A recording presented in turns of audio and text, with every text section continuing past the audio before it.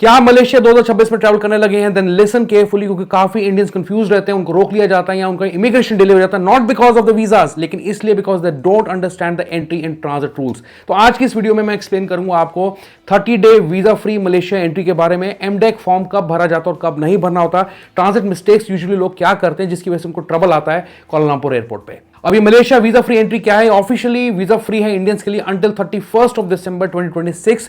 Selected nationalities के लिए है, यानी कि इंडियन और चाइनीज पासपोर्ट होल्डर्स के लिए है, तो पूरा साल अभी आपके लिए पड़ा है। और लेट मी टेल यू कि आपका जो स्टे पीरियड है वेरी इंपॉर्टेंट, वो है 30 डेज का, नॉट 60 डेज और 90 days, only 30 days strictly counted by the immigration. अब इसका पर्पज ये है कि ये वीजा फ्री एंट्री है शॉर्ट विजिट्स के लिए, यानी कि टूरिज्म के लिए, लेजर के लिए, फैमिली विजिट्स के लिए या शॉर्ट सोशल ट्रिप्स के लिए।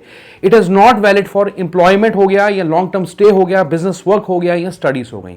इमिग्रेशन ऑफिसर्स आपसे सवाल जवाब कर सकते हैं और अगर आपने ढंग से सवाल का जवाब नहीं दिया है, एंट्री भी रिफ्यूज हो सकती है। आगे मैं बात करता हूं मलेशिया डिजिटल अराइवल कार्ड यानी कि MDAC के बारे में, थोड़ा सा जो रूल आप इग्नोर नहीं कर सकते। हर ट्रैवलर को अगर वो मलेशिया एंटर कर रहा है, चाहे किसी भी कैटेगरी का वीजा उसके पास है, उसे MDAC फॉर्म भरना पड़ेगा with in 3 days before arrival in Malaysia. ठीक है, विद इन 72 आवर्स इसको भरना है। And yes of course it's free, it's not paid, तो आप कहीं पेड साइट्स के चक्कर में मत पड़ना। And also even if you are travelling visa free, आपके ऊपर ये एप्लीकेबल है।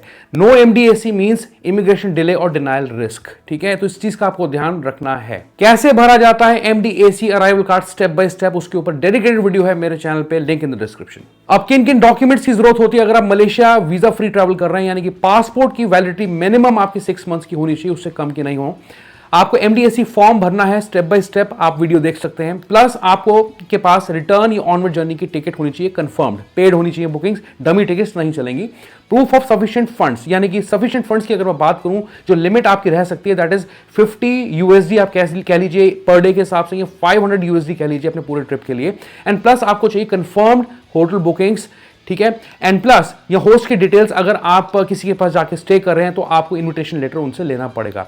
Funds can be shown as bank statements भी कर सकते हैं आप, क्रेडिट कार्ड्स भी कर सकते हैं, बट रीजनेबली जो मैं आपको बताऊं सही चीज तो वो है कैश। तो कैश ही आपके पास होना चाहिए, कि कैश रिसीट्स आप इमिग्रेशन पे दिखा सकते हैं अगर कोई आपसे पूछता है। यूजुअली कैश या प्रूफ ऑफ फंड्स के बारे में ज्यादा कोई सवाल जवाब टूरिस्ट से नहीं होता है। Now let me clear the transit confusion। तो आपको MDAC फॉर्म किन कंडीशंस पे नहीं भरना? तो अगर आपके पास सिंगल PNR की टिकट है या सिंगल टिकट है, उस केस के अंदर आप यूजुअली जो ट्रांजिट हॉल में रहते हैं, इंटरनेशनल ट्रांजिट एरिया में रहते हैं, विदाउट क्लियरिंग द इमिग्रेशन, उस केस के अंदर MDAC आपके ऊपर एप्लीकेबल नहीं है। This is called direct air side transit. ठीक है, अब MDAC फॉर्म आप कब भरते हैं अगर आप ट्रांजिट कर रहे हैं? तो अगर आपका ट्रांसफर है बिटवीन KLIA टर्मिनल 1 और टर्मिनल 2, उस केस के अंदर आपको MDAC फॉर्म भरना पड़ेगा, because they are not connected air side.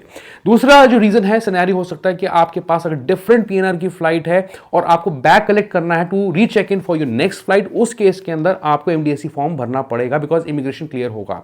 या आप ये कह लीजिए कि अगर आपका लेबर कुछ लंबे टाइम के लिए और आप सिटी को घूमना चाहते हैं, you plan to exit the airport, उस केस के अंदर शॉर्ट सिटी विजिट के लिए भी आपको MDAC फॉर्म भरना पड़ेगा। अगर आप एयरपोर्ट, अगर कुछ घंटों के लिए आपका लेबर है, यानी कि आप 15-20 घंटे हैं आपके पास और आप सिटी में ट्रैवल करके वापस एयरपोर्ट आ रहे हैं क्योंकि आपने होटल्स बुक नहीं करे हैं, तो आप होटल का जो एड्रेस है MDAC फॉर्म में स्पेसिफाई कर सकते हैं। So in all the cases you are formally entering Malaysia. तो मैंने आपको बता दिया कौन कौन से रीजंस हैं, सिनेरियोस हैं।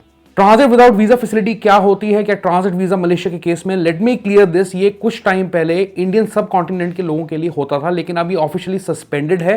तो अगर आप visa free list of countries में आते हैं और आपको अगर ट्रांजिट यानी कि आपको इमिग्रेशन क्लियर करके नेक्स्ट फ्लाइट के लिए चेक इन करना है, उस केस के अंदर लेट मी टेल यू कि आप वीजा फ्री एग्जेम्पशन के तहत ट्रैवल कर सकते हैं आराम से, आपको वीजा या ट्रांजिट वीजा की जरूरत नहीं है। तो की टेकअवेज ये है कि अगर आप एक इंडियन टूरिस्ट हैं तो वीजा फ्री एंट्री आपको मिलती 30 डेज की, MDAC फॉर्म आपको भर के जाना है और ट्रांजिट में कोई गलती मत करना। तो ट्रांजिट के जो रूल्स हैं वो भी मैंने आपको एक्सप्लेन कर दिए। So follow the rules and Malaysia is smooth and welcoming. और thank you so much watching this video. जाने से पहले रिक्वेस्ट करता हूं कि चैनल को सब्सक्राइब करें for latest Malaysia travel updates on my channel the travel man today, और वीडियो को लाइक करें हो सके तो। ठीक है, thank you so much for watching. Good bye, take care, bye bye.